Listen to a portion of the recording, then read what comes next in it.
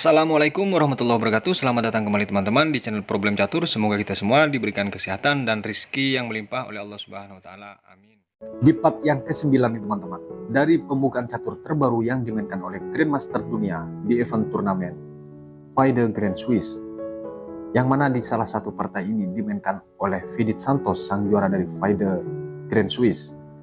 Partai pertama ini putih dipegang oleh Richard Rapot dan hitam dipegang oleh Aryan Chopra di babak ke-11. Dimulai dari kuda F3, kuda F6, G3, C5. Pembukaan reti dimulai. Gajah G2 dan kuda C6. Rokade dari putih. E5 dan dibalas dengan D3. D5 dibalas E4 dan D4. A4, gajah G4 dan kuda K3. Di posisi ini teman-teman, yang tidak lazim dimainkan dari pembukaan reti yang seharusnya kuda lari ke D2. Namun di sini dari Rapot Richard menyimpang dengan kuda A3. H6 dibalas, menteri E1 dan dilanjutkan G5. Dari putih langsung menuju serangan ke arah sayap raja. Kuda D2 untuk mengancam gajah nanti dengan pion F3, benteng G8.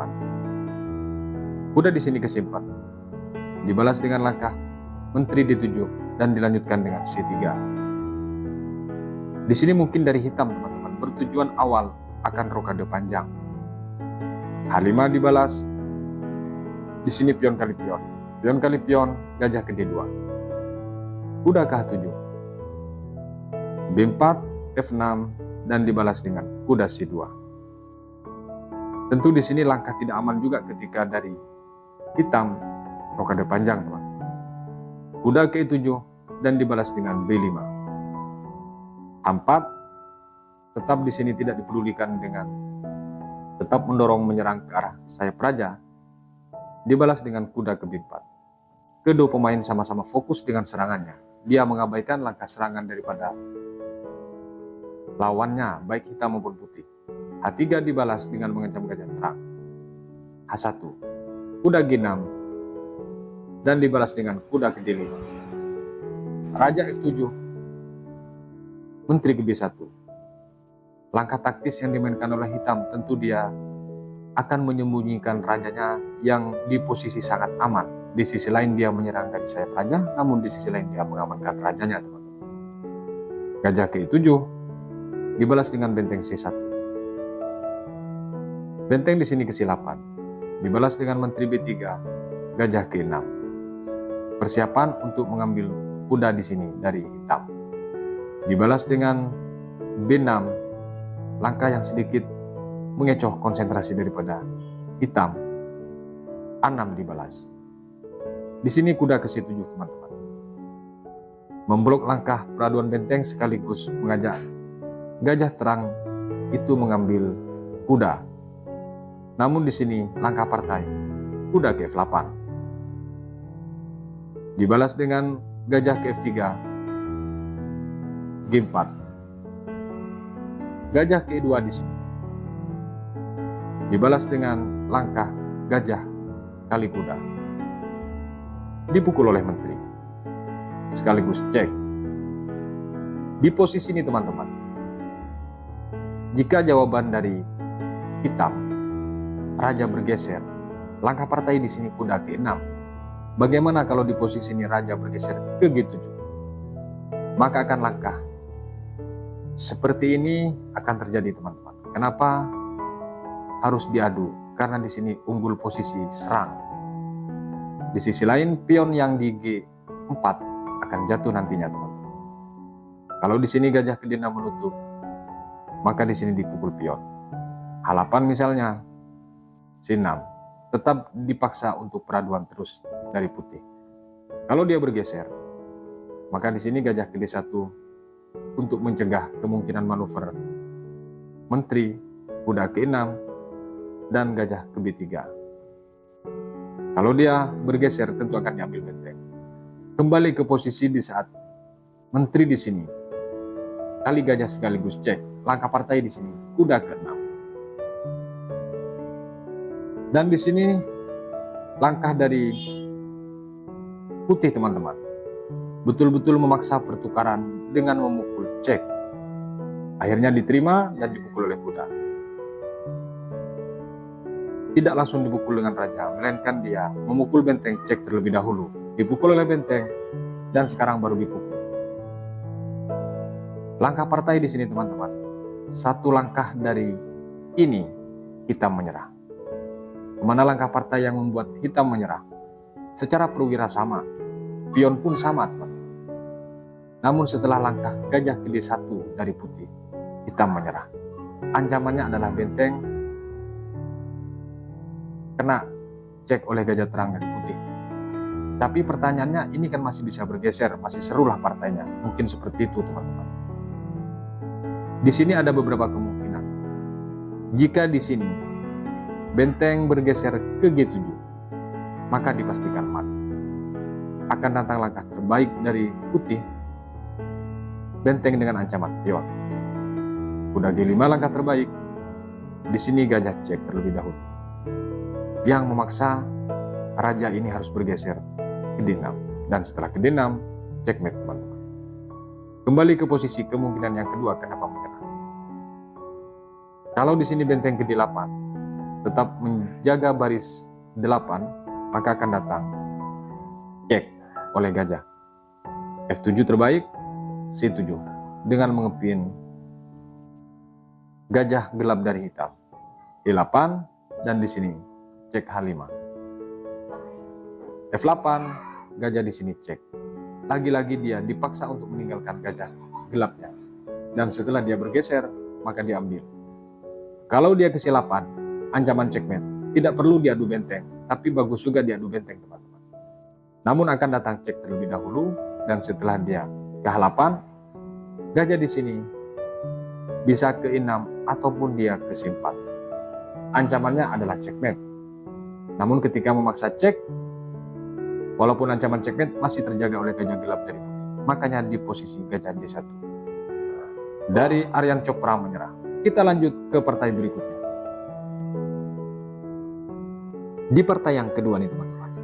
Dari FIDE Grand Swiss, pembukaan catur terbaru yang dimegang oleh Grandmaster, Putih dipegang oleh Anies Giri dan hitam dipegang oleh Andrei Spenko di babak ke-11 juga. Dimulai dari D4, D5, C4, E6. Gambit menteri yang ditolak ini dibalas dengan kuda C3, gajah ke E7 dan pion kali pion. Pion kali pion, gajah ke F4. Kuda F6, E3, gajah ke F5. Dibalas dengan langkah kuda ke E2. Rokade dari hitam, benteng C1 dan dibalas dengan C5.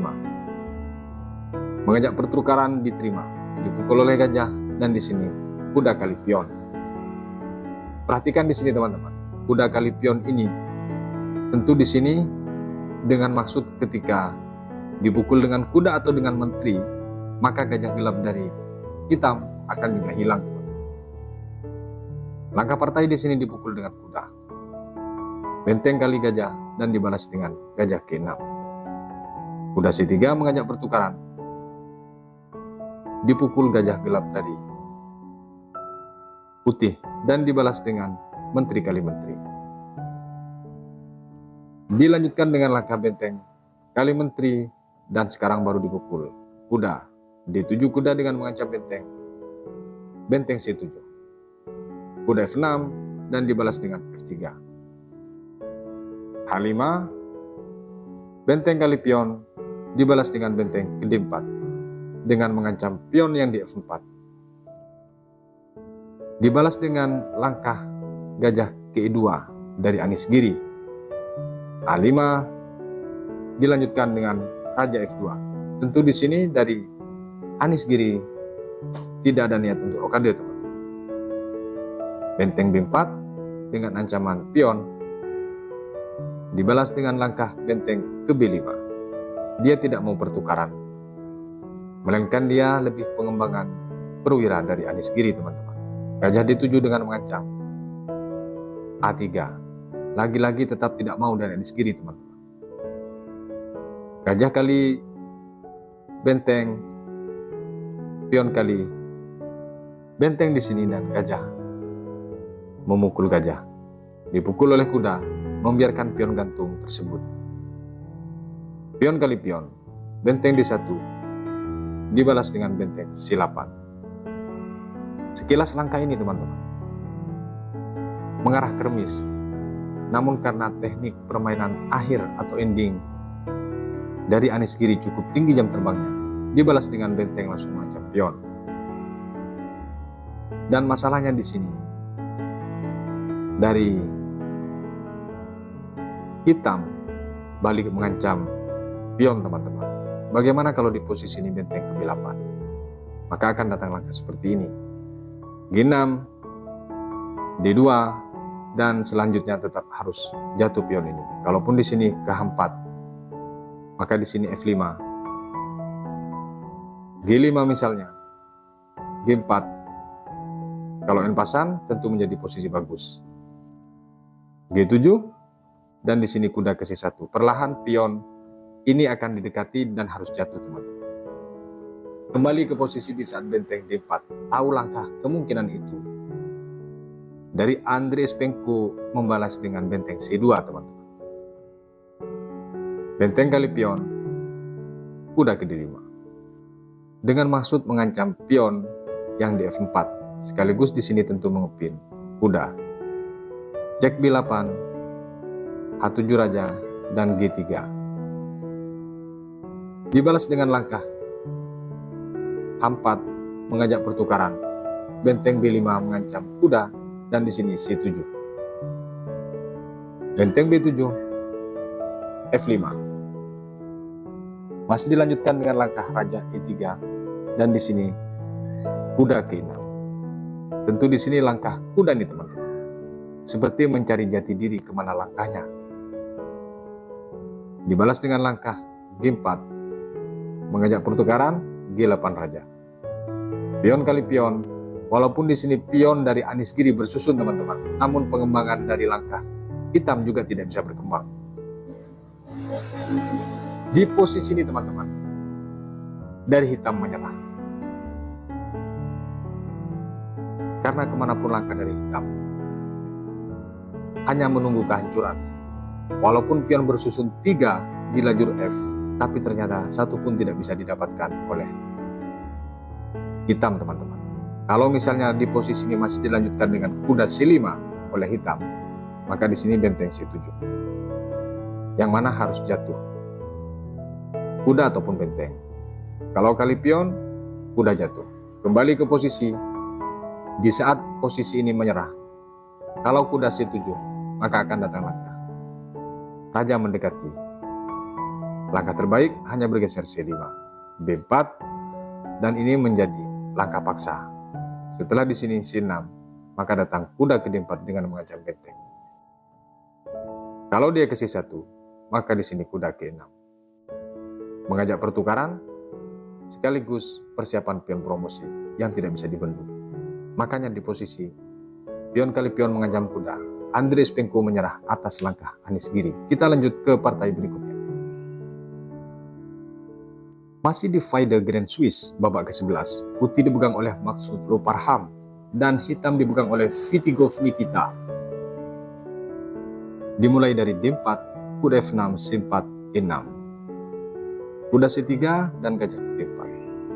E3, C5, kuda ke F3 dan dibalas dengan kuda C6. Nimzo Indian dimulai. Gajah ke D3 di sini dibalas dengan gajah cek dengan memukul kuda, dipukul oleh pion D6. E4, E5 dan di sini D5. Langkah yang cukup pelik karena saling tidak memberikan peluang untuk masuk teman-teman. Kuda ke E7 dibalas dengan kuda D2. Gajah D7, kuda F1, manuvernya dari putih dengan sangat pelan untuk menuju serangan akan membuka pion F4. Menteri ke-5 di sini langsung mengajak pion. Gajah D2 dan di sini rokade panjang. Di mana di sini lajur dari sayap menteri sudah terbuka di lajur B. H4 dibalas H5. Tujuan daripada H4 ini sebenarnya untuk mencegah kemungkinan dorongan pion dari sayap raja, teman-teman. Jadi seolah-olah dia merusak posisi, melainkan padahal untuk menjaga posisinya untuk tidak diserang. Benteng B1 membiarkan pion lepas di A2. Kalau dia pukul, maka di sini akan kembali pion harus jatuh. Kalaupun dia ke B2 di sini, maka di sini bisa diambil pionnya, teman-teman. Kembali ke posisi partai di saat benteng B1. Langkah partai di sini, raja ke B8. Dibalas dengan menteri ke B3, ancaman checkmate tentunya. Menteri C7. Kuda G3, benteng F8, dan dibalas dengan menteri ke D1 lagi. Gajah C8, gajah G5, dan kuda G4. Gajah G2, dibalas dengan F6. D2, G6, dan rokade dari putih. Walaupun posisinya seperti ini, teman-teman, namun cukup susah untuk bisa ditembus dari pertahanan putih. F5 dibalas, F4. Mengajak pertukaran, sama-sama mengajak pertukaran, teman-teman. Intinya dari putih tidak mau ditembus pertahanannya.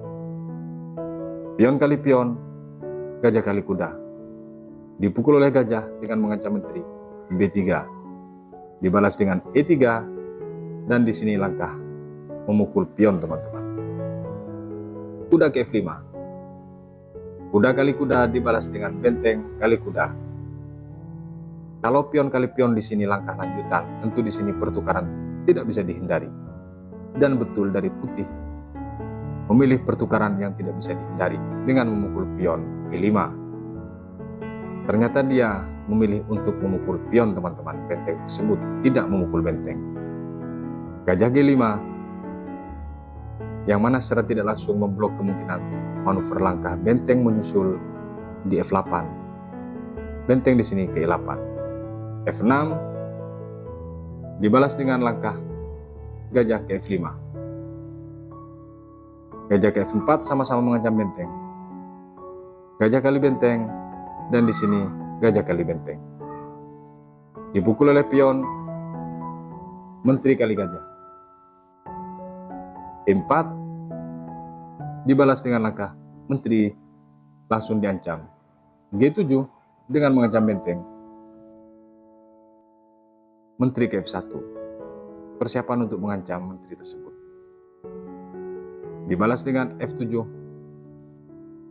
dengan benteng setelah menteri menghindar.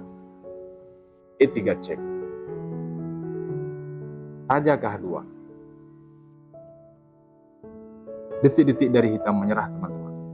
Dia masih ingin mengawal pion tersebut untuk promosi. Dan ini tentu sangat tajam ketika desakan pion itu lambat ditangani. Menteri ke D2, satu langkah di sini. Dari hitam menyerah, teman-teman. Kemana langkah yang membuat hitam menyerah? Adalah menteri ke F6. Di partai, di posisi ini dari hitam menyerah, teman-teman. Kok bisa menyerah? Mungkin seperti itu. Langkah menteri pertama adalah menjaga pion. Yang kedua, dia siap menyerang. Dengan memaksa pion ini akan didorong maju dan seterusnya. Langkah terbaik di posisi ini, teman-teman.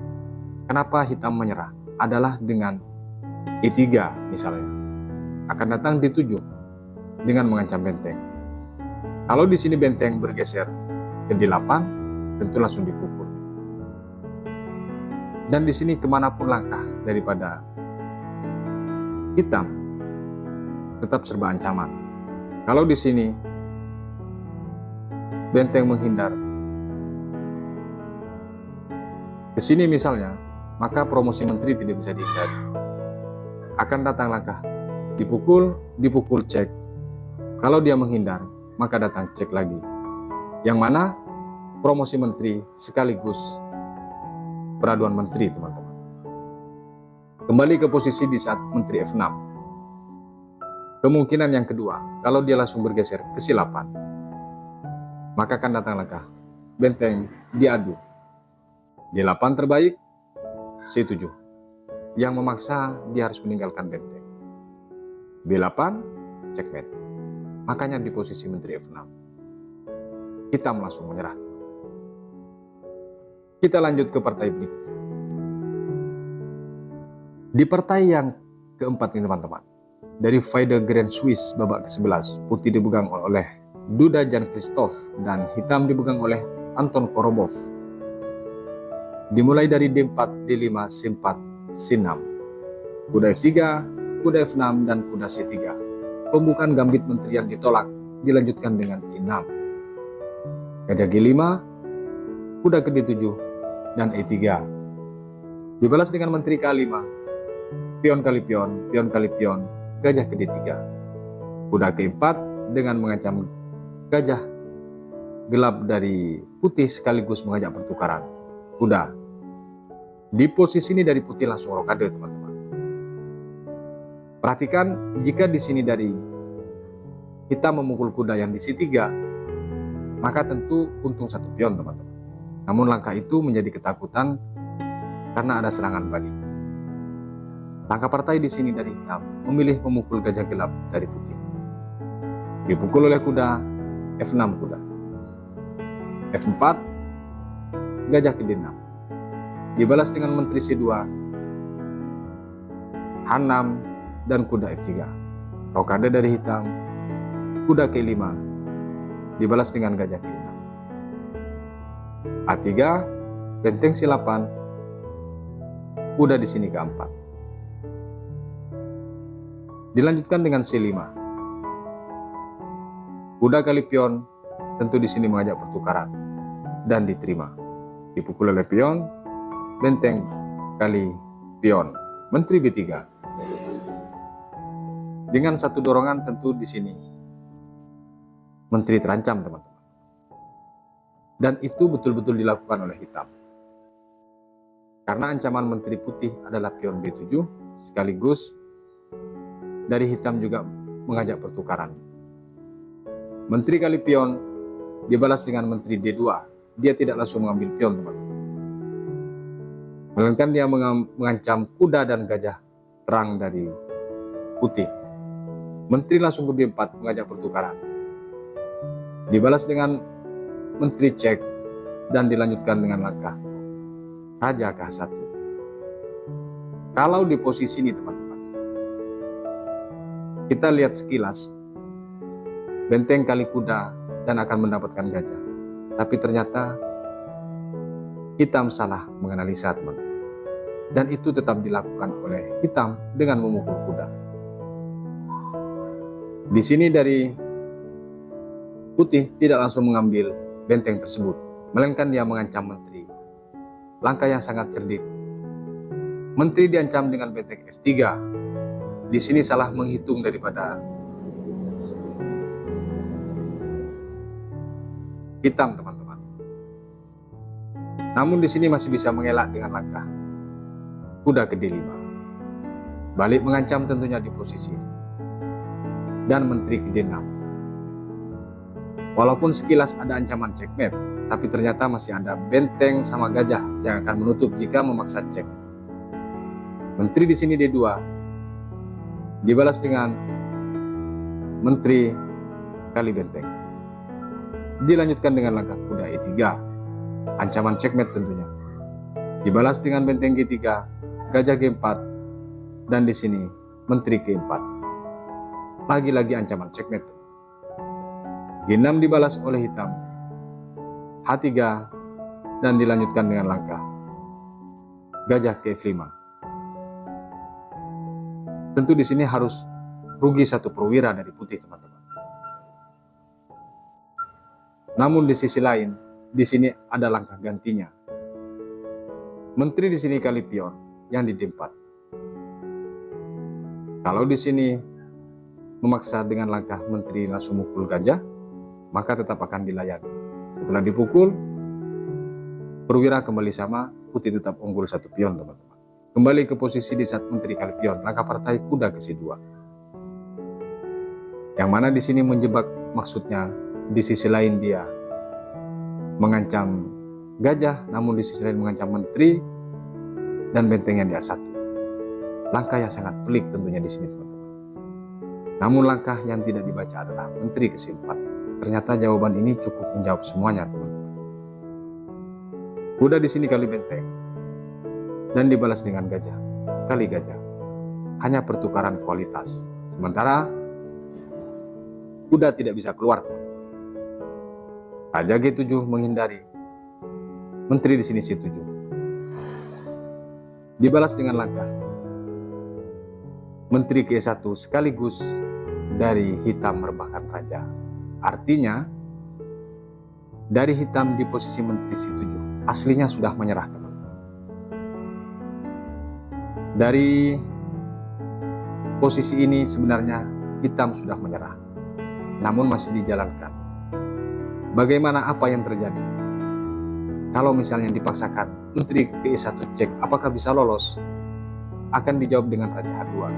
G8 di sini akan dipukul paksa. Setelah dipukul cek H8 dan checkmate. Rupanya ada langkah tajam yang membuat dia menyerah. Sementara kuda di posisi menteri C7 tetap tidak bisa keluar dari persembunyiannya. Yang terjebak tadi memukul benteng A1. Makanya di posisi ini hitam langsung menyerah. Kita lanjut ke partai berikutnya. Dan partai yang terakhir nih, teman-teman, dimainkan oleh sang juara di FIDE Grand Swiss. Putih dipegang oleh Vidit Santos Gujrati, nama lengkap dari Grandmaster yang berasal dari India tersebut, dan hitam dipegang oleh Alexander Redki, yang mana partai ini menentukan Vidit Santos sebagai juara FIDE Grand Swiss. Dimulai dari D4, D5, C4, dan pion kali pion. Gambit menteri diterima, dibalas dengan kuda F3 oleh putih. Kuda F6, E3, E6, dan di sini gajah kali pion. A6, rokade dari putih. C5, pion kali pion dengan mengajak pertukaran menteri. Hitam memukul pion, yang mana di sini menteri tidak bisa dihindari pertukarannya. Langsung dipukul oleh putih cek, dipukul oleh raja, gajah ke-2 dibalas dengan raja E7. Persiapan untuk mengembangkan benteng. Dibalas dengan kuda D2 dan gajah ke D7. B3 dengan mengancam gajah, B6 dan gajah ke D2. Kuda C6 mencegah langkah kemungkinan cek. C3 dan di sini benteng G8. Benteng D1, benteng D8 dan benteng C1. G5, kuda ke D4. Mengajak pertukaran diterima oleh hitam. Dicek terlebih dahulu sebelum mengambil gajah. E8 dan di sini baru dipukul. Putih bertujuan untuk agar raja tidak sejajar atau benteng yang menjaga baris 8 tidak sejajar terhalang oleh raja sekarang. G4 dibalas dan di sini kuda ke B3. Benteng G5, kuda C5. Lagi-lagi mengajak pertukaran di sini dari putih untuk menyederhanakan permainan. Gajah C6 mengabaikan langkah itu. Kuda di sini kali A6, yang langkah ini sebenarnya kombi kecil yang tidak terbaca oleh hitam, teman-teman. Kalau di sini dipukul oleh hitam kuda tersebut, maka di sini tentu sama-sama hilang perwira. Namun di sisi lain untung satu pion, dan sekarang ancamannya gajah dan pion. Kalau dipukul cek, dipukul oleh gajah. Ancaman gajah misalnya ke A5 dengan banyak pertukaran.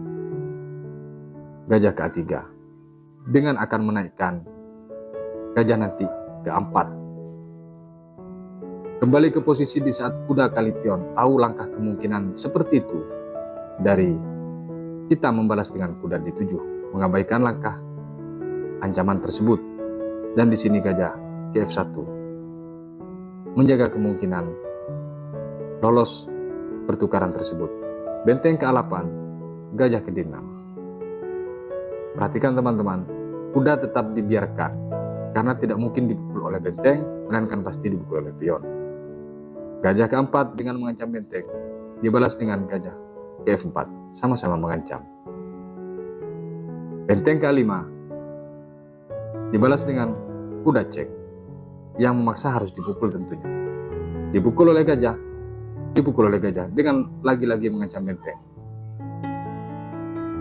Hitam membalas dengan memukul benteng dan sama-sama memukul benteng karena tidak mau kehilangan kualitas. Benteng kali gajah, benteng kali gajah. Dan tentu di sini dari hitam tidak bisa mengambil pion A2. Kalau dia mengambil pion A2, maka tentu gajah B5 dengan harus jatuh kuda tentunya. Kembali ke posisi di saat benteng kali gajah, kuda ke 5 langkah partai dibalas oleh hitam. 4 dengan langkah jebakan, kalau dipukul pion ini maka dia harus kehilangan benteng. Benteng C5 dibalas dengan benteng D4 dan dilanjutkan dengan langkah benteng C1 langsung mengepin gajah terang dari putih. Benteng B4 ancaman pion B1. F4 minta dipotongin pasan. Dipotong betul-betul. Dan di sini pion kali pion. Dicek dengan ancaman nanti gajah terang kalau salah bergeser dari putih. G2. Dilanjutkan dengan kuda D2 dengan tujuan mengancam gajah. Gajah D3. Benteng E1 dengan mengancam pion. Raja di sini F2. Dia tidak mau melepaskan pion tersebut, teman-teman. Karena 2 pion berjejer punya hitam, juga persiapan untuk promo. Benteng H1 mengancam pion dibalas dengan G2. Setelah langkah ini benteng ke E1 kembali mengancam pion. Dan dari putih membiarkan itu, teman-teman, dengan memukul pion B7. Benteng kali pion mengancam gajah. Cek B5, F8, A5. Promosi semakin tidak bisa dibendung. Sementara 2 perwira tersebut tidak bisa berbuat banyak. Tapi masih dilanjutkan benteng E5. Dibalas dengan A6 semakin dekat. Cek G5, F2, E4 cek, dan di sini E3. Masih dilanjutkan dengan kuda D6 dengan berharap salah satu perwira ini jatuh. Namun sayangnya dari putih tidak mempedulikan itu. Dia tetap dengan fokus A7 promosi menteri. Dicek terlebih dahulu oleh hitam, masih dilanjutkan. Langkah partai adalah benteng ke-5 dari hitam. Pertanyaannya bagaimana kalau di posisi ini? Benteng langsung memukul gajah, maka tentu diabaikan dengan tetap cek. Dan setelah dia lari, baru dipukul. Kalau di sini kuda pukul, B8 dengan ancaman. Kuda di sini harus jatuh, teman-teman. Tidak ada jalan. Kembali ke posisi di saat A7. Langkah partai di sini. Benteng cek I5 dari hitam. Masih ngotot dia untuk mencari remis atau mungkin mencari menang, teman-teman. Padahal mutlak mustahil ini untuk dilanjutkan. Masih dijalankan Raja F3 oleh putih. F5 cek, G2, G5 cek, H1. Di posisi ini baru menyerah. Karena tidak ada kemungkinan untuk cek lagi. Kalaupun ada, benteng dikasih begitu aja baru bisa cek. Sementara promosi menteri tidak bisa dihindari. Makanya di posisi ini dari hitam langsung merupakan raja dan menjabat tangan Fidit Santos. Sekaligus mengucapkan selamat sebagai juara di FIDE Grand Swiss, teman-teman. Semoga bermanfaat dari beberapa varian pembukaan Grandmaster dunia di event turnamen FIDE Grand Swiss. Sampai berjumpa di video berikutnya. Wassalamualaikum warahmatullahi wabarakatuh.